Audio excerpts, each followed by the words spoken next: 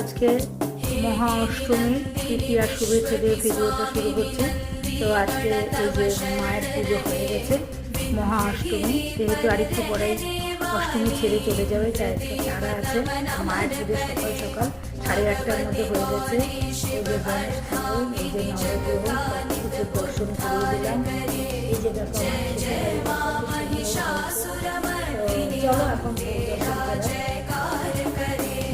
পুজো হয়ে গেছে, প্রসাদ উঠিয়ে নিয়েছি। তো আজকে স্পেশাল প্রসাদ হচ্ছে নারকেল। মাকে ইচ্ছা করলে নারকেলের যে কোনো জিনিস বানিয়েও ভোগ দেওয়া যায়, কিন্তু আমি নারকেলটা কেটে দিয়ে দিয়েছি আর দিয়েছি ফল আর ড্রাই ফ্রুট। ভোগ দর্শন তোমাদের হয়ে গেল, এবার চলো আশীর্বাদ। আজকে মহা অষ্টমী, আজকে মা মহাগৌরীর পুজো হয়েছে, তাই তোমাদেরকে সবাইকে আশীর্বাদ দিচ্ছি। তো তোমরা সকলে খুব ভালো থেকো, সুস্থ থাকো, সুখে থাকো, শান্তি থাকো।